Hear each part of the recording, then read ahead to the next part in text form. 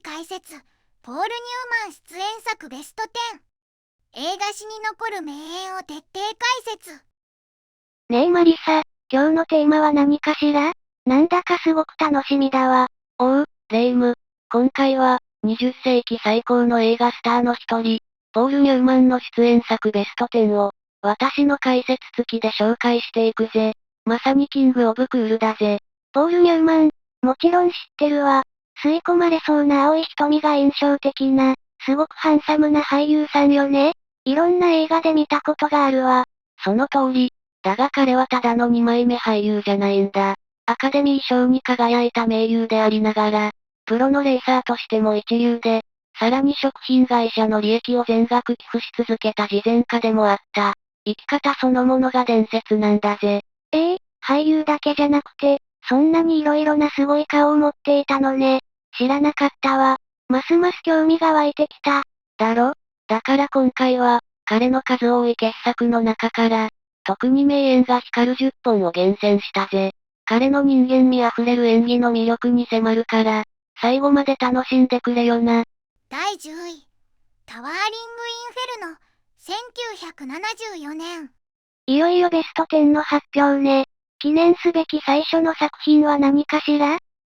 第10位はパニック映画史に輝く不朽の名作、タワーリング・インフェルノだぜ。1974年公開のこの映画で、ポール・ニューマンは超高層ビルの設計士、ダグ・ロバーツを演じた。彼の誠実さと責任感あふれる演技が、映画の人間ドラマに深みを与えているんだぜ。タワーリング・インフェルノ、たくさんの有名な俳優さんが出てるって聞いたことあるわ。でも、どうしてこの作品がポール・ニューマンの名演ランキングに入るの？パニックの派手さに目が行きそうだけど。いい質問だぜ。その理由は、スティーブ・マックイーンっていう最大のライバルと肩を並べ、主役として堂々と渡り合ったその存在感にあるんだ。この映画、実は合作で主演が2人いる。ニューマン演じる設計士と、マックイーン演じる消防隊長。この2人が協力して巨大な炎に立ち向かう。ニューマンは、自分が設計したビルで起こった悲劇に誰よりも責任を感じ、苦悩しながらも人々を救おうとする人間としての姿を見事に演じきったんだぜ。なるほど。ただパニックから逃げるだけじゃなくて、それぞれの立場での葛藤が描かれているのね。ポール・ニューマンが演じたダグ・ロバーツは、具体的にどんな活躍をするの？彼は映画の冒頭で、ビルの配線に手抜き工事があると見抜いて、すぐにオーナーに危険性を訴える。でも警告は無視されて、落成パーティの夜に大火災が起きてしまうんだ。彼は設計者としての知識をフル活用して、消防隊と連携しながら救助活動の最前線に立つ。煙と炎が迫る中で、構造を的確に指示したり、危険を顧みずに燃え盛るフロアに飛び込んだりな。彼の行動一つ一つに、設計者としてのプライドと、人命を救うという強い意志が込められてるんだ。自分の警告が聞き入れられなかったのに、最後まで責任を全うしようとするなんて、彼の演じるキャラクターの誠実さが伝わってくるわね。そうだろ？だからこそ第10位なんだ。豪華なキャストとスペクタクルに埋もれることなく、ポール・ニューマンは信念を貫く男の苦悩と強さを完璧に体現した。パニック映画の中でこれほど人間的な深みを感じさせる演技は、まさに名演と言えるんだぜ。第9位。傷だらけの栄光、1956年。第9位は、若き日のポール・ニューマンを一躍スターダムに押し上げた。伝説の出世作、傷だらけの栄光だ。1956年に公開されたこの作品こそ、彼の俳優人生の大きな転機になったんだぜ。傷だらけの栄光。なんだかタイトルからして、すごくドラマチックな響きね。一体どんな役を演じたのかしら？彼が演じたのは、実在したミドル級ボクシングチャンピオン、ロッキー・グラジアノだ。ニューヨークの貧しい家庭に生まれて、非行を繰り返す札付きの悪だった男が、ボクシングと出会い、愛する人や恩師に支えられながら更生し、頂点へと駆け上がっていく、その波乱万丈な半生を描いた伝記映画なんだぜ。実在の人物の、しかもボクサー役だったのね。なんだか意外な感じもするわ。繊細な演技のイメージがあったから。そう思うだろ？実はこの役、もともとはジェームズ・ディーンが演じるはずだったんだ。だけど彼は映画の撮影開始直前に事故で亡くなってしまってな。そこで、当時まだ無名に近かったポール・ニューマンに、この大役が巡ってきたんだ。だから当時は、第二のジェームズ・ディーンなんて呼ばれ方もされて、ものすごいプレッシャーだったはずだぜ。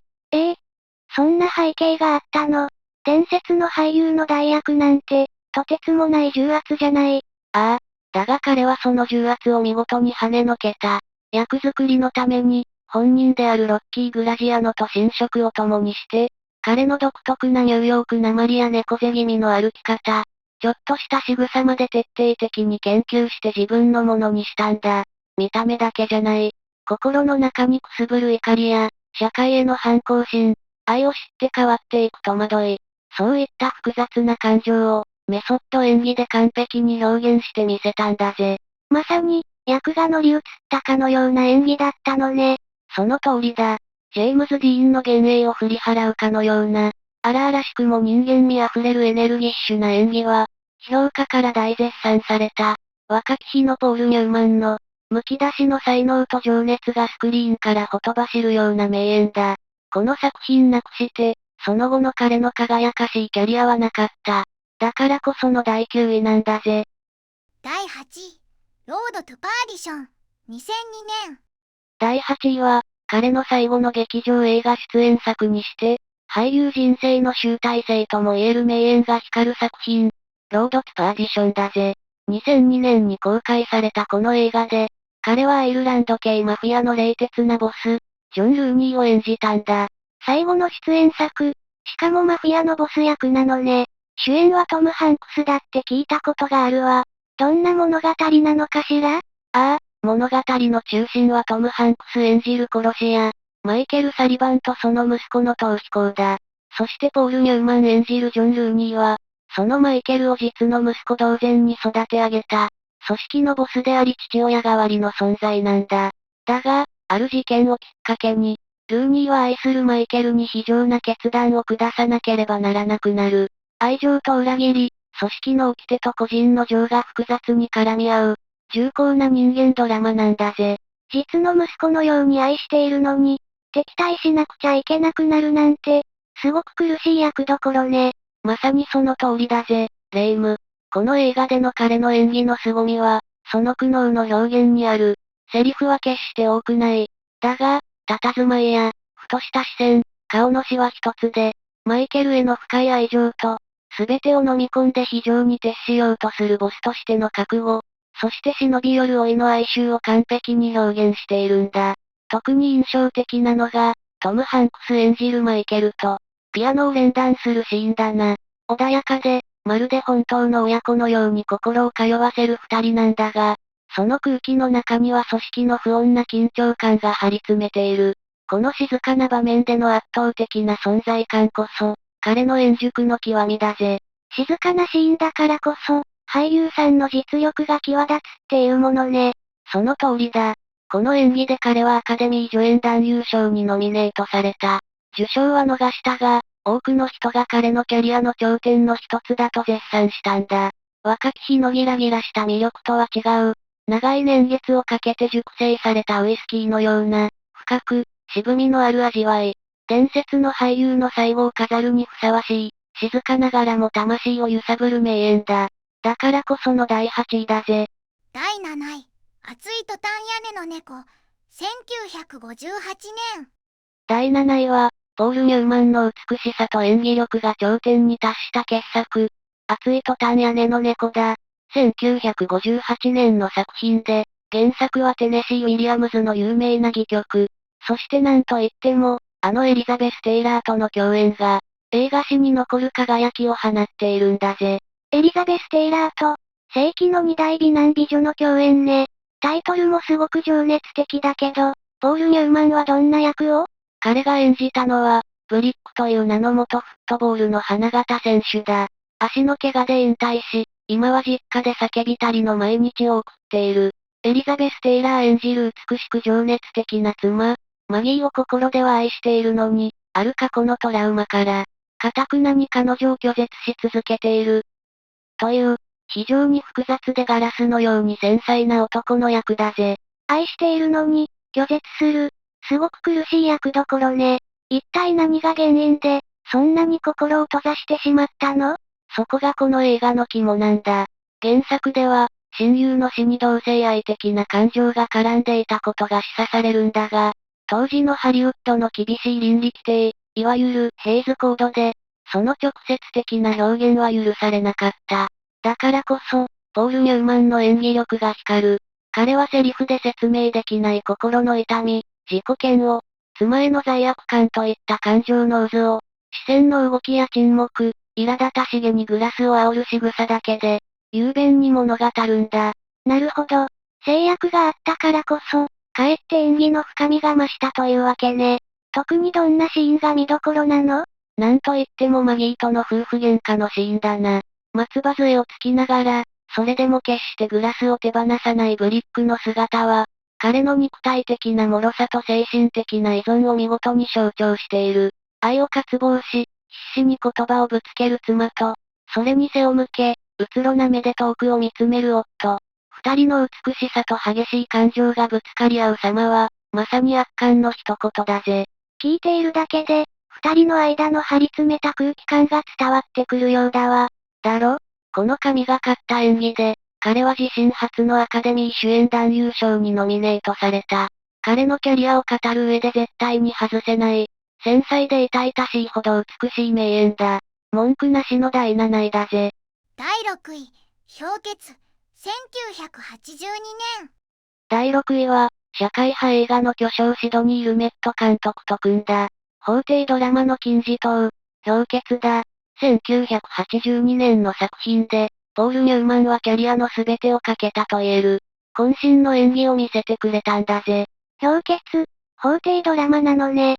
シドニー・ルメット監督ってことは、重厚な人間ドラマが期待できそう。彼はどんな役を演じたの？彼が演じたのは、アルコールに溺れ、仕事もない落ちぶれた弁護士、フランク・ギャルビンだ。かつての輝きは見る影もなく、新聞の死亡広告で栄養をかけるような、惨めな男なんだぜ。あのクールでかっこいいポール・ニューマンが、そんな役を、全く想像がつかないわ。だろ？物語は、そんな彼に舞い込んだ簡単な医療ミス訴訟から始まるんだ。病院側は高額な示談金を提示してくるが、彼はそれを拒否する。失われた自分の誇りと、弁護士としての正義を取り戻すため、巨大な権力を持つ大病院とエリート弁護団に、たった一人で法廷闘争を挑むことを決意するんだ。うわぁ、熱い展開ね。彼の演技の、特にどこが見どころなの？すべてが見どころだが、やはり法廷での最終弁論のシーンだろうな。彼は決してスマートなヒーローじゃないんだ。証人を失い、絶望的な状況に追い込まれる。だが最後の弁論で、彼は飾り気のない自分の言葉で、陪審員たちの心に正義とは何かを問いかける。その時の彼の表情、声の震え、目に宿る光は、もはや演技を超えた魂の叫びそのものなんだぜ。ただかっこいいだけじゃない。人間としての弱さや葛藤をすべてさらけ出した上での叫びなのね。その通りだ。この演技で彼は5度目のアカデミー主演男優賞にノミネートされた。彼自身も最もパーソナルな役と語っている。俳優人生の円熟期に、全てを削ぎ落として挑んだこの名演は、第6位にふさわしいぜ。第5位、動く標的、1966年。第5位は、ポール・ニューマンの新たな魅力を開花させた、探偵映画の傑作、動く標的だぜ。1966年に公開されたこの作品で、彼はキャリアを代表するキャラクターの一人、私立探偵ルー・ハーパーを演じたんだ。探偵役、なんだかすごく似合いそうだわ。これまでとはまた違った役柄なのかしら？ああ、大違いだぜ。それまでの彼が演じてきた、心に傷を負った青臭い青年役とは全く違う。このルー・ハーパーは、皮肉屋で口が悪く、金に汚い。だけど、心の奥底には確固たる正義感と優しさを秘めている。そんな軽妙遮奪で、大人の色気が漂うキャラクターなんだぜ。シリアスなイメージが強かったけど、少しコミカルな感じも入ってくるのね。ハードボイルドコメディとでも言うべきかな。このハーパー役は、ハンフリー・ボガートが演じたフィリップ・マーローに代表される、古典的なハードボイルド探偵の伝統を受け継いでいる。だが、ニューマンはそこに独自のクールさと現代的な軽やかさを加えたんだ。汚れたトレンチコートの代わりに、洒落たスーツを着こなし、タフでありながらも、時折見せる人間的な弱さがたまらない魅力なんだぜ。なるほど。伝統的な探偵像を、ポール・ニューマン流にアップデートした感じなのね。彼の演技のどんなところが評価されたの？事件の真相に迫っていくシリアスな顔と、軽口を叩きながら相手を煙に巻くユーモラスな顔。この二つの顔の切り替えがとにかく絶妙なんだ。大富豪の失踪事件を追う中で、命の危険にさらされながらもジョークを飛ばす余裕を見せたり、別れた妻とのビターな関係に悩んだりする。この映画で彼は、ただの二枚目じゃない。知性とユーモアを兼ね備えたクールなヒーローという、彼の代名詞とも言えるキャラクター像を確立したんだ。彼のパブリックイメージを決定づけた、重要な作品だったというわけね。その通りだぜ。後の明日に向かって撃てやスティングで見せる、あの軽やかで知的な魅力の原点がここにある。ポール・ニューマン流ハードボイルドの誕生を告げた記念碑的作品として、堂々の第5位だ。第4位、暴力脱獄、1967年。さあ、第4位。いよいよ佳境に入ってきたわね。第4位は、ポール・ニューマンのキャリアにおける最高傑作の一つであり、アメリカンニューシネマを代表する不朽の名作、暴力脱獄だ。1967年に公開されたこの作品で、彼は映画史に残る反骨のヒーロー、ルーク・ジャクソンを演じ切ったんだぜ。暴力脱獄。タイトルからして、すごくパワフルな感じね。一体どんな罪を犯して、刑務所に入ることになったの？それが、驚くほど些細なことなんだ。酔っ払ってパーキングメーターを片っ端から壊した。ただそれだけでフロリダの刑務所に送られちまう。だが彼は、その理不尽な場所で、決して誰にも屈しない不屈の魂を見せつけるんだ。たったそれだけで、それは理不尽だわ。彼は刑務所の中で、どうやって抵抗していくの？暴力じゃない。彼の武器は、ユーモアと、決して折れない心だ。例えば、囚人仲間とゆで卵を50個、1時間で食べられるか、なんて無謀な賭けをするシーンがある。誰もが不可能だと思う中、彼は苦しそうにしながらも、見事に全部食べきっちまうんだ。一見馬鹿げた行為だが、これは彼の、どんなことからも降りないという生き様の象徴なんだぜ。ゆで卵を50個。想像しただけで胸やけがしそうだけど、彼の反骨精神がよくわかるエピソードね。ああ、彼はその後も、何度も脱獄を試みては看守に捕まり、過酷な罰を受ける。だが、どんなに打ちのめされても、彼の目から挑戦者の光が消えることはない。そんな彼の姿は、やがて他の囚人たちの希望の象徴となっていくんだ。彼の不敵な笑みは、権力に対する最大の侮辱であり、最高の抵抗だったんだぜ。肉体的には負けても、精神では決して屈しなかったのね。その通りだ。この作品で彼はアカデミー主演男優賞にノミネートされた。彼のアイコンとも言える、あのチャーミングな笑顔の裏に隠された、鋼のような意志と哀愁を見事に体現した。見る者の魂を揺さぶり、決して屈しないことの尊さを教えてくれる。不滅のアンチヒーロー像だ。文句なしの第4位だぜ。第3位、ハスラー、1961年。第3位は、若き日のポール・ニューマンのギラギラした魅力と、演技派俳優としての才能が爆発した、映画史に輝く傑作中の傑作、ハスラーだ。1961年の作品で、彼が演じたのはファストエディの異名を持つ、若く野心的な天才ハスラー、エディ・フェルソンだぜ。ハスラー、聞いたことがあるわ。ビリヤードの映画よね。若き天才役なんて、まさに彼にぴったりじゃない。ああ、だがこの映画は単なるスポーツ根性ものじゃないんだ。物語は、エディが伝説のハスラー、ミネソタファッツに無謀な勝負を挑み、プライドも金も全て失う惨敗を喫するところから始まる。彼は才能はあるが、傲慢で未熟なんだ。そこから這い上がるために、冷酷なプロのギャンブラーと手を組み、再び頂点を目指すことになる。一度、どん底まで落ちるのね。そこからどう成長していくのかが、見どころになりそうね。その通りだぜ。この映画の凄みは、勝利のために何を犠牲にするのかという、勝負の世界の非情さと人間の葛藤を描いた点にある。特に、彼の恋人との関係が重要なんだ。彼女の愛が彼を人間的に成長させる一方で、彼の野心が彼女を破滅へと追いやってしまう。そのやるせなさと罪悪感を背負って、彼は再びファッツの前に立つんだ。ただ勝つだけじゃなくて、その裏にある痛みや悲しみも描いているのね。彼の演技はどうだったの？キャリア初期の最高傑作と言っていい。自信に満ちた序盤の不遜な笑み、敗北後の絶望に打ちひしがれたうつろな目、そして全てを失ってなお、勝負師としての誇りを手にしたラストの表情。この感情の振れ幅を見事に演じ切った。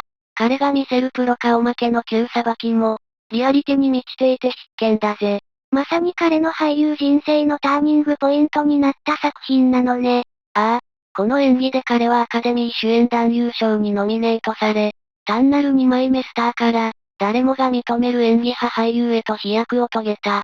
若さの輝きと危うさ、そしてその先にある苦悩を見事に体現したこの作品は、第3位以外には考えられないぜ。第2位、スティング、1973年。第2位は、映画の楽しさの全てが詰まった、史上最高のエンターテインメント、ジョージ・ロイヒル監督、そして名優ロバート・レッドフォードと再び組んだ、1973年の傑作、スティングだ。スティング、来たわね。これぞ名作中の名作じゃない。あの有名なテーマ曲が頭の中で流れ始めたわ。確か、詐欺師たちの話よね。その通り、ポール・ニューマンが演じたのは、ヘンリー・ゴンドーフ。かつては名を知られた大物詐欺師だが、今は落ちぶれて酒に溺れている。そんな彼のもとに、レッドフォード演じる若き詐欺師フッカーが、師匠の仇を討つために協力を求めてやってくるんだ。また落ちぶれた役から始まるのね。でも、伝説の大物ってことは、そこからかっこよく復活するんでしょ？彼の演技の見どころはどこ？ゴンドーフのオンとオフの切り替えだな。普段は酔っ払って鼻をほじる3枚目だが、仕事となると眼光は鋭いプロのそれに一変する。特に列車でのポーカーシーンは必見だ。泥酔したふりで大物ギャングを手玉に取り、鮮やかなイカサまで大金を巻き上げる。そのクレバーさと色気は鳥肌ものだぜ。うわぁ、そのギャップはたまらないわね。頼れる大人の男って感じがするわ。ああ、内面に痛みを抱えたシリアスな役柄とは180度違う。ここでは彼の持ち味であるユーモアとダンディズム、大人の余裕を存分に発揮している。フッカーを導く師匠としての顔も魅力的で、二人のコンビネーションは映画史最高のバディと言っても過言じゃないぜ。明日に向かって撃ての二人とは、また違った師弟関係が描かれているのね。そうだな。この映画はアカデミー作品賞を受賞し、ポール・ニューマンも主演男優賞にノミネートされた。練られた脚本、小気味良いテンポ、役者たちの魅力、見終わった後に誰もが最高の笑顔になれる、これぞ映画のマジックだ。文句なしの第2位だぜ。第1位、明日に向かって撃て、1969年。スティング、本当に楽しそうで見たくなったわ。師弟コンビ、最高ね。さあ、長かったランキングもついにここまで来たわね。数々の名演を抑えて、堂々の第1位に輝くポール・ニューマン最高の演技とは、一体、どの作品なの？マリサ、発表をお願い。ああ、いよいよ第1位の発表だぜ。数ある名作の中で、彼のキャリア、いや、アメリカ映画史そのものを象徴する作品と言っても過言じゃない。ポール・ニューマン最高の演技、堂々の第1位は、1969年公開、アメリカンニューシネマの金字塔。明日に向かって撃てだ。やっぱり、この作品が来たのね。スティングのコンビ、ロバート・レッドフォードとの初共演作よね。実在した銀行強盗、ブッチ・キャシディを演じた作品。もう、彼の代名詞だもの。その通りだぜ。彼が演じたブッチは、単なる無法者じゃない。彼は実在の強盗団、ワイルドバンチのリーダーでありながら、決して人を殺さず、頭脳とユーモアで鮮やかに銀行や列車を襲う。カリスマ性に溢れ、常にジョークを忘れず、どこか憎めない愛すべき男なんだ。わかるわ。リーダーなんだけど、威張ったところがなくて、ひょうひょうとしている感じがするわね。彼の演技のどんなところが、1位にふさわしいと思ったの？すべてだ。だが、あえて言うなら、ロバート・レッドフォード演じる相棒、サンダンスキッドとの化学反応だろうな。頭脳派のブッチと、早打ちの名手であるサンダンス。性格は正反対だが、絶対的な信頼で結ばれている。二人が交わす軽妙なやりとりは、映画の大きな魅力だ。このコンビなくして、この映画の成功はなかったぜ。有名な自転車のシーンも印象的よね。雨に濡れてもの曲に合わせて、ヒロインを乗せて走る姿は、映画史に残る名シーンだわ。ああ、あのシーンは彼のチャーミングな魅力が凝縮されている。だが、この映画が不朽の名作たるゆえんは、その明るさの裏に常に時代の終わりという切なさが漂っているからだ。迫り狂ってから逃れ、安住の地を求めてボリビアに渡るが、彼らに安息の場所はない。追い詰められていく中で見せる、ブッチのリーダーとしての苦悩や、相棒を思う優しさ、その哀愁を帯びた演技が、見る者の胸を締め付けるんだ。楽しいだけじゃない、滅びの美学がそこにあるのね。そして、あの伝説のラストシーン。そうだ。何百人という軍隊に包囲され、絶体絶命の状況。それでもブッチは次の計画を冗談めかしてサンダンスに語りかける。次はオーストラリアだってな。そして二人は、銃を構え、明日、未来に向かって飛び出していく。あのストップモーションのラストは、映画史上で最も完璧で、最も美しい終わり方だ。彼の笑顔、仕草、声、その全てがブッチ・キャシディそのものだった。ポール・ニューマンという俳優の魅力の全てが詰まった、永遠に語り継がれるべき最高の演技。文句なし、堂々の第一位だぜ。総評、まとめ。いやー、本当に素晴らしいランキングだったわ。最初はただのハンサムなスターだと思っていたけど、作品を深く知ることで、彼の本当の魅力、その奥深さがよくわかった気がする。ありがとう、マリサ。どういたしましてだぜ。反落時、詐欺師、敗北者。彼が演じたのは、単なるヒーローじゃない。その青い瞳の奥に、権力への反骨心、人間的な弱さ、そして言い知れぬ哀愁を宿していた。その複雑な魅力こそが、ポール・ニューマンが単なるスターではなく、偉大な俳優として今なお愛される理由なんだぜ。彼の青い瞳に乾杯ね。私も、紹介してくれた作品をもう一度じっくり見返したくなったわ。ああ、ぜひ見てくれ。というわけで、今回のポール・ニューマン最高の演技ベスト10は、ここまでだぜ。最後までご視聴いただきありがとうございました。これからも役立つ情報をお届けいたしますので、チャンネル登録と高評価をよろしくお願いします。コメント欄でご意見や質問もお待ちしています。それではまた次回お会いしましょう。バイバイ。今日も一日良い日で、またね。